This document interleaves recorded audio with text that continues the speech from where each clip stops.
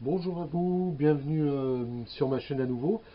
Voilà, en réponse à un abonné qui m'a demandé comment je faisais pour faire des petites baguettes pour faire le système de déplacement du chariot de découpe.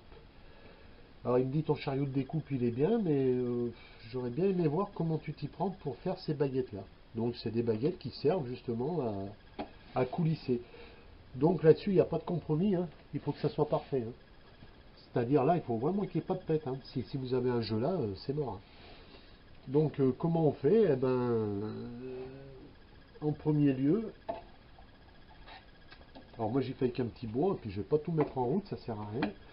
On cherche d'abord la largeur de sa baguette. Alors ça c'est le plus simple. Donc moi ça fait 2,3 je crois, donc je règle. Et à partir de là, les problèmes commencent. Parce que la plupart des vidéos, on voit le pélo, il coupe ça, il prend son pied à coulisse, il regarde vite fait, il dit, voilà, vous faites comme ça, je pose, je visse. Ben, c'est pas vrai. Enfin, c'est pas vrai. En tout cas, pour moi, c'est pas vrai, parce que c'est une vraie galère. Là, vous rentrez carrément dans une galère, parce qu'il faut tomber vraiment au dixième près. Alors, il faut recommencer. Alors moi, s'il m'est arrivé qu'une seule fois de le faire en deux fois, j'ai coupé, j'ai rectifié et c'est tombé juste. Coup de chance, hein. Si vous y arrivez du premier coup, tant mieux pour vous, hein. C'est pas des compétences extraordinaires, hein. C'est que vous avez eu un coup de chance, hein. Là, des fois, on recommence 5 fois, 10 fois, hein. Il faut qu'une fois que votre pièce brute, elle vienne s'enclencher là-dedans sans aucun jeu. Alors donc, il faut que ça glisse, voilà. Il faut que ça glisse bien, pas trop peu, vraiment, c'est... Voilà, donc c'est la partie la plus... Ça, c'est la mesure imposée, donc on vous impose cette mesure par votre rainure. Il n'y a pas de souci là-dessus. Bah, vous devez essayer, hein. Il n'y a pas de truc, hein. Donc on prend avec le pied à coulisse, on se met là, on dit bon, il me faut 2,3, je prends 2,3, puis on s'aperçoit qu'un coup c'est trop petit, un coup c'est trop grand, on y reprend, eh ben, on s'est planté, ben, on recommence, hein. Autant de fois qu'il est nécessaire, il n'y a pas de truc. Il n'y a pas de... Voilà. Alors après, il me dit, j'ai peur de me bousiller les doigts quand je viens couper fin. Et ça, c'est une très bonne remarque. C'est vrai que là, vous allez couper à 8 mm, mais on peut couper à 2 mm aussi. Moi, je ne peux pas le faire parce que la pièce, elle passe à travers. Alors là, vous avez deux solutions. Si votre machine est bien réglée, vous pouvez le couper par l'extérieur, c'est-à-dire on récupérera cette partie, ou par l'intérieur. Alors quand on coupe par l'intérieur, c'est vrai que c'est dangereux. Enfin, c'est dangereux, non, c'est pas tellement dangereux. Voilà, vous vous faites un poussoir. Alors ça, c'est pareil. Ça, on voit des tas de vidéos sur des gens qui font des super poussoirs. Alors, avec un réglage derrière, une petite vis, on peut régler dans ce sens, ça sert à rien. Un poussoir, c'est un bout de bois pourri qui était destiné à la déchetterie. Vous taillez un bout et vous faites un petit ergot, comme ici, pour pouvoir choper votre pièce. Voilà. Là, vous chopez votre pièce et vous la déplacez.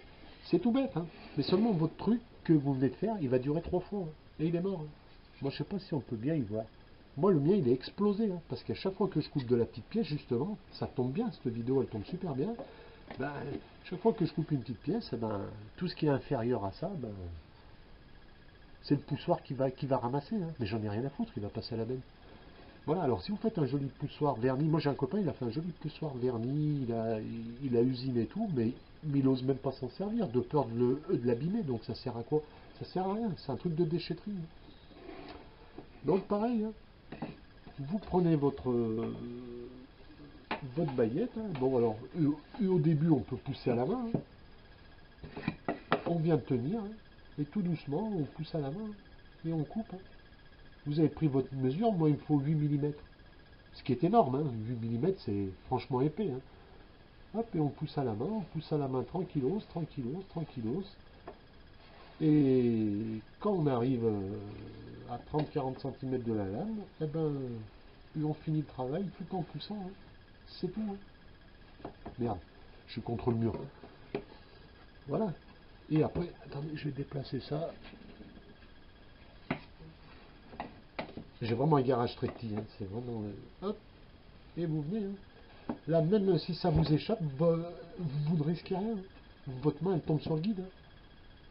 Vos doigts sont à 10 cm de la lame, vous ne risquez rien. Si votre lame ne dépasse pas la pièce, il n'y a aucun risque. Hein. Faire super attention, bien sûr. Voilà, moi, je me repose sur mon guide. Bah, on voit rien, donc je fais n'importe quoi. Voilà, je vais le faire avec celle-là. Voilà, je disais, votre lame, elle repose sur le guide. Votre main repose sur le guide. Vous n'avez aucun risque. Quelle que soit l'épaisseur de la baguette. Hein. La fin, vous la jetez parce que ça bouge toujours un peu. Vous coupez la fin, vous y jetez et tout le reste est bon. Alors, l'épaisseur n'est pas imposée. On s'en fiche un peu de l'épaisseur. Enfin, on s'en fiche, oui et non. Alors, à ce propos d'épaisseur, il y a deux écoles pour faire ça. Il y a ceux qui font l'épaisseur plus fine, ce qui fait que quand vous vissez votre chariot, il vient frotter contre la table, mais votre baguette ne touche pas le fond de la rainure. Et moi, je fais le contraire. Moi, je laisse dépasser d'1 millimètre ma baguette pour que mon chariot flotte entre les deux rainures. Voilà, moi j'ai deux rainures et mon chariot, il flotte, il touche pas. Alors c'est un choix, hein. Après chacun fait ce qu'il veut. Moi je veux pas abîmer, déjà là même il est déjà commencé à être bien abîmé. Voilà, si tout le temps le chariot vient frotter, ben ça abîme le plan de travail. Alors moi j'abîme le fond de la rainure, mais ça je peux toujours y reprendre à la défonceuse, gratter un petit millimètre ou 5 dixièmes pour pas abîmer mon plateau justement. Voilà donc en substance, fabriquez-vous un poussoir. Pas la peine de faire du bling bling, hein. Ça sert à rien. C'est un poussoir, hein. Ça n'a aucune utilité. Voilà. Si vous, voilà, moi je travaillais sur ma baguette de lame, voilà, sur du 2 millimètres. Voilà, c'est pareil. Hein. Travaillez sur du 2 millimètres, vous coupez à 2 millimètres. Et dès que votre lame, elle va toucher ça va vous pourrir votre poussoir. Hein. Il est mort, votre poussoir. Il va falloir le recommencer. Il va falloir que je retaille un morceau ici et que je refasse un petit ergot. Hein. C'est un bout de bois, hein. C'est tout. Hein. Alors, pour éviter aussi une chose, quand on coupe vraiment très petit, moi, ce qui se passe, c'est que au bout d'un moment, ma baguette, elle fout le camp dans la scie. Et ben, ce que je fais, ben, je m'arrête avant. Je m'arrête ici. Putain, je suis pas très long, j'ai rien fait. C'est la débâcle, mes chers amis. Voilà, je m'arrête par là. Autrement, si je coupe tout, ben, ça fout le camp dedans. Bon, voilà, c'est des petites astuces qu'on apprend par soi-même. Hein. Voilà. Alors, j'espère avoir répondu à cet abonné hein, qui a bien fait de relever le truc de la sécurité. La sécurité, c'est super important. Il faut toujours vous poser la question. Et si j'avais un problème, qu'est-ce qui se passerait hein. Voilà. Hein. Donc, un poussoir moche et vilain. Ne vous faites pas chier à faire des poussoirs bling bling, ça ne sert à rien du tout. Vous allez perdre votre argent, vous allez perdre votre temps. Voilà, hop. Le petit ergot il accroche et on pousse. Hein. On tient sa pièce hein, et on pousse doucement. Hein. Doucement surtout. Hein. Je reviens encore une fois là-dessus. Hein. Allez-y, mollo. Hein. On n'est pas pressé, on fait du bricolage. Hein. On n'a pas de cahier des charges, personne ne nous pousse. Hein. Allez-y doucement. Hein. Vous voyez, même quand vous avez des pièces minuscules comme ça, enfin minuscules tout petites, hein, c'est pareil. Hein. Prenez votre truc, hein. Hop. Votre pièce est bloquée. Hein. Voilà. Votre pièce est bloquée, vos mains sont à carrément 20 cm en haut et puis vous y allez. Hein. Prenez un autre bout de bois, peu importe, hein, un peu plus long quand même, et vous tenez ça hein, pour pas que votre pièce elle se foute en travers. Hein. Vous appuyez pas comme un bourrin, mais vous appuyez doucement. Hein. Voilà. Et on va tout doucement. Arrivé à 5 cm du bout, hop, on fait une marche arrière. Si votre scie est super bien réglée, ben, vous n'avez aucun problème. Voilà, c'est important aussi. Il faut que votre guide soit super bien réglé. Hein. Alors, moi, c'est moche. Hein. Ouais, c'est peut-être moche, mais c'est bien réglé.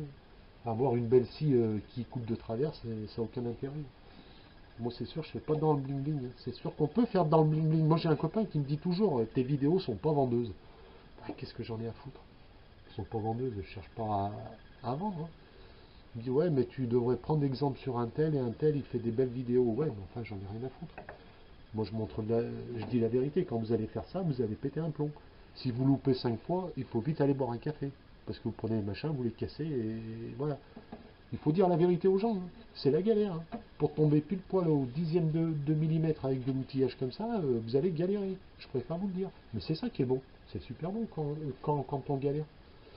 Voilà. C'est une fois que vous avez réussi, et puis une fois que votre réglage est bon et que vous avez réussi, coupez-en 5 d'affilée. Parce que comme ça, vous ne reviendrez pas dessus. Hein. Si un jour vous avez un autre gabarit à faire ou un autre traîneau, vous avez déjà vos baguettes. Ou si vous en cassez une, c'est bon. Hein. Elle est déjà prête. Hein. Moi j'en ai tout un tas de baguettes comme ça. J'ai dû, je sais pas, j'ai recommencé 5-6 fois, peut-être 10 fois, je sais pas. Au bout d'un moment, j'ai été boire un café. Je dis, j'arrête, parce qu'un coup on coupe, c'est trop peu, c'est trop peu, c'est pas grave, hein, je suis là pour ça. Hein. Voilà, hein, vous galérez pas, mettez-vous en sécurité avec un super truc high-tech, hein, comme d'hab. Hein. Vous connaissez le monsieur à force. Hein. Voilà, moi j'ai mon pote, il me dit tout le temps, ah, c'est pas vendeur, tes vidéos sont un peu dégueulasses, mais je m'en fous. Je suis pas là pour vous dire mettez un like, partagez, j'en ai rien à foutre. Ceux qui me suivent, je suis content de le faire pour eux. Et je cherche pas à briller en société, autrement je ferai pas ça. Donc voilà, la vidéo prend fin, parce qu'il faut bien que ça se finisse un jour. Hein. Alors ce qu'il faut savoir, hein, c'est quand vous faites des réalisations et que vous regardez une vidéo, on a une tendance à se dire, je suis un con. Hein. Parce que moi, chez moi, ça marche pas toujours. Alors, vous inquiétez pas, c'est tout à fait normal. Hein. Vous êtes pas, on n'est pas plus con qu'un autre. Hein. Mais ça ne marche pas comme. C'est pas du miracle. Hein. Le bricolage, c'est de la galère. Hein. C'est de la galère, c'est recommencer, c'est avoir beaucoup d'échecs et c'est normal. Hein. Il n'y a pas de problème là-dessus. Hein. Ne vous désespérez pas. Hein. C'est comme ça, hein, quand vous voyez des vidéos le pélo il vient, clac, clac, clac, ça tombe tout à 100% bon du premier coup, c'est que il y a eu un montage vidéo, il y a eu de la préparation. Moi je prépare pas, je passe en direct. Hein. La plupart du temps, je fais mes vidéos en une seule prise. Hein. Je ne vais pas me prendre la tête. Hein. Je pourrais tout préparer à l'avance, bien régler, dire, vous voyez, ça tombe pile poil, ça sert à rien. Hein. J'ai vu une vidéo là sur comment on appelle ça, sur des queues d'aronde. Alors le pélo, faire des queues d'aronde, enfin, je parle de ça, ça n'a rien à voir avec la vidéo, mais c'est pour vous situer un peu le truc. Le mec il dit, je vais vous apprendre à faire des queues d'aronde à la main. Alors déjà, bonjour, la galère, c'est une vraie merde à faire. Hein. Moi j'en fais même pas parce que ça m'emmerde. Alors le mec il fait ses queues d'aronde, il fait des traçages, il vient avec son ciseau à bois, clac, clac, clac, clac, et puis au bout de 5 minutes, il a fini ses queues d'aronde, clac, il met ça, c'est parfait, il n'y a pas un pet de jeu, tout ça. Mais si on y regarde de plus près, on voit que au début de la vidéo, il a une pièce, il y a un nœud, ici il y a un nœud, à la fin de la pièce, à la fin de la vidéo, c'est plus la même pièce. Mais qu'est-ce qui s'est passé? C'est que le mec il a recommencé comme vous, hein. Il a recommencé 5 fois. Hein. C'est que sa pièce il l'a changée, hein. Parce qu'il l'a tué. Hein. Même un professionnel arrive à se tromper. Alors ne vous désespérez pas si vous recommencez 10 fois, vous n'êtes pas un bredin, on n'est pas des bredins. Hein. On est des amateurs pour la plupart, hein. Les professionnels ne regardent pas ma vidéo, enfin je leur souhaite. Hein. Voilà, hein. C'est que les choses on les recommence 10 fois. Hein. Si ça tombe pas juste du premier coup, c'est tout à fait normal. Hein. Si ça tombe juste, c'est un coup de chance. Hein. Voilà, allez, je vous lâche. À bientôt.